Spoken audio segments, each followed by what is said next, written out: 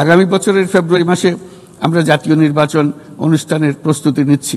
আমরা জুলাই গণঅভ্যুত্থানের প্রথম বার্ষিকী পালন করেছি, যে অভ্যুত্থানে আমাদের তরুণ সমাজ স্বৈরাচারকে পরাভূত করেছিল, যার ফলে আমরা বৈষম্যমুক্ত ন্যায় বিচার ভিত্তিক সমাজ বিনির্মাণের অভিযাত্রা নতুনভাবে শুরু করতে পেরেছি। বৈষম্যমুক্ত ন্যায় বিচার ভিত্তিক সমাজ বিনির্মাণের আকাঙ্ক্ষা পূরণের দায়িত্ব দেওয়া হয় আমাকে ও আমার সহকর্মীদের।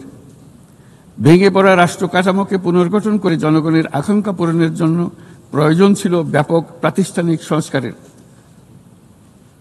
যে বিপুল জনসমর্থনের মাধ্যমে আমরা দায়িত্ব পেয়েছিলাম, তার প্রেক্ষাপটে আমাদের জন্য সহজ পথ ছিল নির্বাহী আদেশে সংস্কার কাজগুলো সম্পন্ন করা। কিন্তু আমরা বেছে নেই সেই কঠিন পথ, অন্তর্ভুক্তিমূলক ও টেকসই পথ। আমাদের লক্ষ্য ছিল ক্ষমতার ভারসাম্যপূর্ণ একটি গণতান্ত্রিক রাষ্ট্র কাঠামো গড়ে তোলা, যেখানে আর কোনো স্বৈরশাসকের আবির্ভাব হবে না, কোনো নির্বাচিত নেতা রাষ্ট্রের গণতান্ত্রিক স্বরূপকে ক্ষুণ্ণ করতে পারবে না, কিংবা রাষ্ট্র জনগণের রক্ষকরা ভক্ষকে পরিণত হতে পারবে না।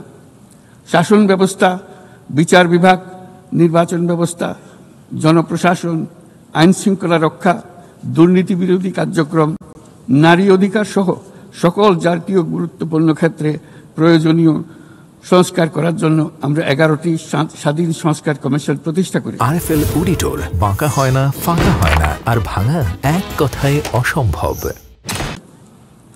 কমিশনগুলি জনমত যাচাই ও গভীর পর্যালোচনা করে বিস্তারিতভাবে সংস্কার কার্যক্রম সমূহ সুপারিশ করে।